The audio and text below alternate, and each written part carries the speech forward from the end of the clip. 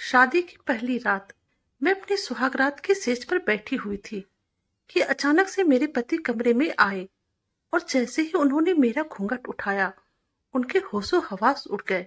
और फिर उसने मेरे साथ वो दरिंदगी दिखाई जिसकी कि मैंने कभी कल्पना भी नहीं की थी। मेरे शरीर से खून निकल रहे थे और मैं चीख रही थी, चिल्ला रही थी, परंतु उन्हें मेरे बातों का कोई भी असर नहीं हो रहा था।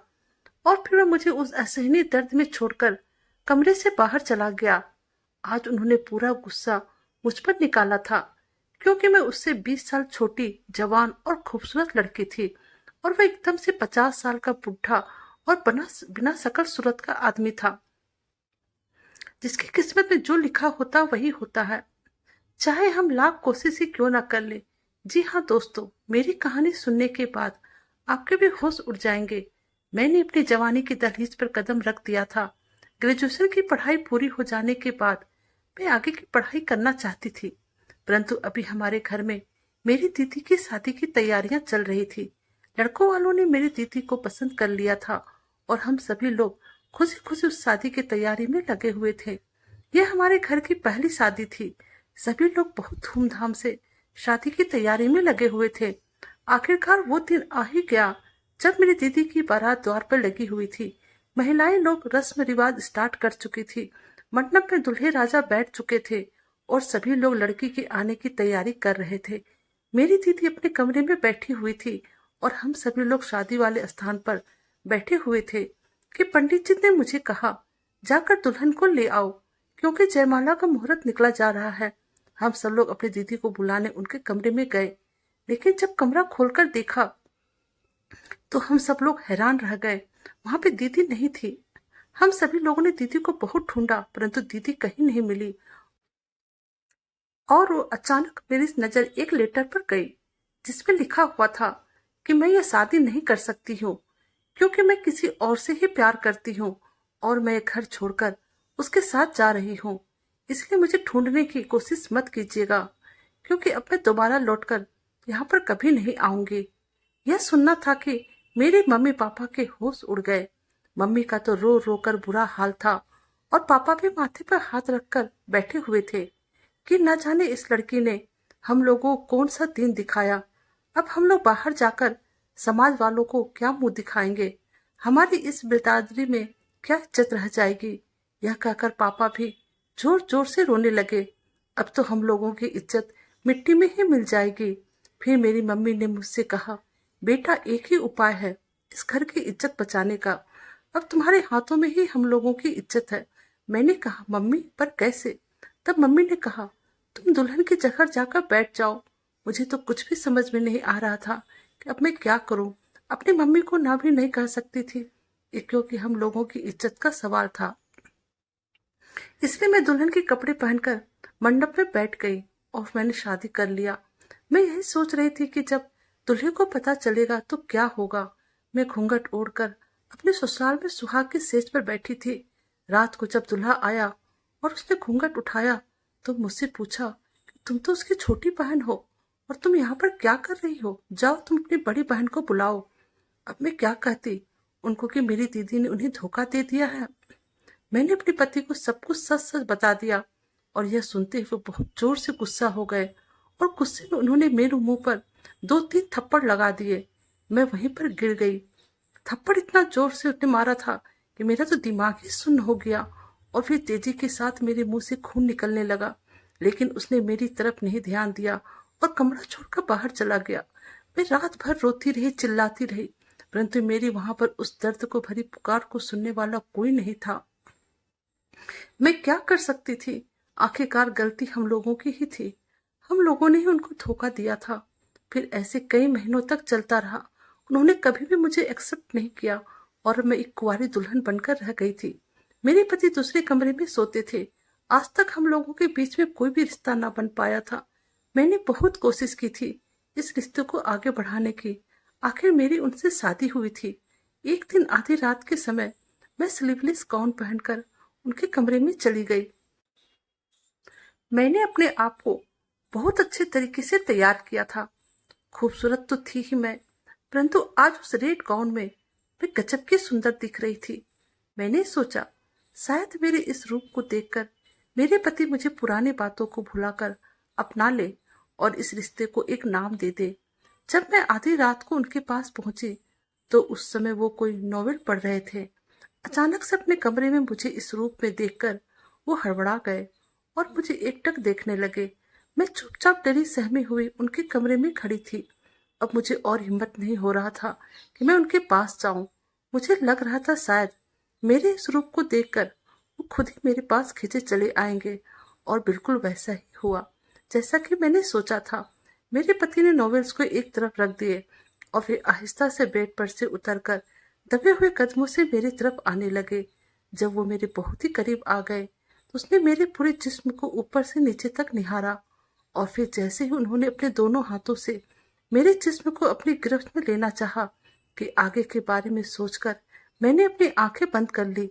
परंतु उसके बाद जो मेरे साथ हुआ वह देखने के बाद मेरे तो होश ही उड़ गए। उन्होंने अपने दोनों हाथों से मुझे पकड़कर उस कमरे से बाहर कर दिया और फिर मुझे कहने लगे कि मैंने एक बार जिसे अपनी पत्नी के रूप में स्वीकार कर लिया था वही केवल मेरी पत्नी बन सकती थी, बल्कि कोई और नहीं।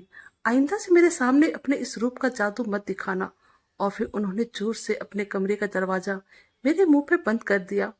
मैं आंखों में आंसू लिए हुए अपने कमरे में वापस चली आई, और अब मुझे भी समझ में आ गया था कि लगता है मैं जीवन भर कुंवारी दुल्हन बनकर ही रह जाऊंगी। अब तो ना मैं माँ बन सकती थी, ना ही पत्नी। समय यूं ही बीते जा रहा था। मेरे पति बहुत ही अमीर थे। उनके पास पैसों की कोई कमी नहीं थी। हमारे घर में सोना चांदी सभी चीजें भरी पड़ी थे, परंतु हम लोगों के पास सुकून नहीं था। मैं उन्हें देखा करती थी, वो भी रात भर बेचैन रहते थे और मैं भी रात में तड़पती रहती थी। आखिर मैं थी भी तो जवान। मुझे रह रह के मेरी जवानी तड़पाती रहती थी। आज मेरे पास किसी चीज की कोई कमी नहीं थी, बस एक चीज ही मेरे पास नहीं था, वह था मेरा प्यार। वो कभी भी मुझे अपने साथ कहीं लेकर नहीं जाते थे, परंतु जब कपल पार्टी होती थी तो उन्हें मुझे अपने साथ लेकर जाना ही पड़ता था। और फिर जब लोग की नजर हम दोनों पे पड़ती तो अधिकतर लोग हम लोगों को बाप बेटी समझते थे। अचानक से एक दिन मैंने अपने पड़ोस में एक लड़के को देखा जो कि मुझे घूर घूर कर देख रहा था। वह भी मेरे ही हम उम्र का था। मैं उसे बहुत याद करने की कोशिश कर रही थी, और जब भी उसे देखती थी तब लगता था कि मैंने इसे कहीं देखा है, परंतु मुझे याद ही नहीं आ रहा था। और फिर एक दिन अचानक से वह मेरे सामने आ गया और मुझे कहने लगा, मैं आदित्य हूँ, तुमने मुझे पहचाना नहीं? मैं तुम्हारे ही क्लास में पढ़ता था। और फिर मुझे सब याद आ गया। अब तो अक्सर हमारी उससे बातें हो जाया करती थी, क्योंकि उस अकेले घर में मुझे मन भी नहीं लगता था। अगर पति का साथ हो तो हर घर मंदिर बन जाता है, परंतु आज सारा सुख सुविधा होने के बाद भी मेरा दिल बेचैन रहता था। मेरे पति तो सुबह ही निकल जाते और रात तक वापस आते थे, और फिर खाना खाकर दूसरे कमरे में चले जाते थे। अब मैं आदित्य के साथ घुलने मिलने लगी थी। हम दोनों काफी देर तक स्कूल की बातें याद करके हंसा करते थे। वह मुझसे हर तरह की बातें करता था और मैं भी उसे अपने बारे में सब कुछ बताती थी। मैं अपने पति से जब भी बातें करने चाहती थी तो वो मुझसे लड़ाई ही करने लगता था, और यह बात सारे मोहल्ले वालों को पता थी। सभी लोग हम दोनों पर हंसते थे और हमारी लड़ाइयां का मजा लेते थे। बस एक आदित्य ही था जो कि मेरे दुख में दुखी होता था, और मेरे दिल में कितना दर्द था यह सिर्फ आदित्य को ही पता था। एक दिन मैं और आदित्य घर के बाहर खड़े होकर बात कर रहे थे, तभी अचानक मेरे पति आ गए। उन्होंने हम दोनों को देख लिया। वह मेरे ऊपर बहुत चिल्ला रहे थे और मुझसे लड़ाई कर रहे थे। मैंने उनसे कहा कि मैं अब आदित्य से कभी भी बात नहीं करूंगी, लेकिन वो मेरी बात सुनने को तैयार ही नहीं थे। ना जाने उन्हें क्या हो गया था, वो जोर जोर से चिल्लाने लगे और फिर चिल्लाते हुए सीढ़ियों पे चढ़कर अपने कमरे में जाने लगे कि अचानक उनका पैर फिसला। वो सीधी सीढ़ियों से फिसलकर नीचे जमीन पे आ गिरे। अचानक से इतना बड़ा हादसा हो जाने के कारण मुझे समझ में नहीं आने लगा कि मैं क्या करूं और किसी मदद के लिए पुकारूं, क्योंकि कोई भी मोहल्ला वाला मेरी मदद नहीं करता। फिर मेरे दिमाग में आदित्य का ख्याल आया, इसलिए मैं दौड़ के आदित्य के घर चली गई और उसे बुलाकर ले आई। हम दोनों किसी तरह उन्हें पकड़कर हॉस्पिटल ले गए, परंतु सीढ़ियों से गिरने के कारण और अत्यधिक खून बह जाने के कारण डॉक्टर ने जब उनका चेकअप करने के बाद कहा कि आपके पति कोमा में जा चुके हैं। अब भगवान ही उनकी रक्षा कर सकते हैं। मैं दिन रात भगवान से प्रार्थना करने लगी, हे भगवान मेरे पति को ठीक कर दो। और फिर मैं और आदित्य दोनों मिलकर उनकी सेवा भी करने लगे। आखिर एक दिन मेरे पति को भी एहसास हो गया कि इतना पैसा दौलत होने के बावजूद भी किसी ने उनका साथ नहीं दिया। सिर्फ आदित्य और मेरी पत्नी ने ही मेरा साथ दिया। एक दिन डॉक्टर ने मुझे कॉल कर कहा कि आपके पति को होश आ गया है, जल्दी ही जाइए। मैं और आदित्य जल्दी से अस्पताल पहुंचे और फिर जैसे ही मेरे पति की नजर मुझ पर पड़ी, उन्होंने मुझे अपने पास बुलाया और मुझसे कहा कि मेरे पास ज्यादा समय नहीं है, यह लो लॉकर की चाबी।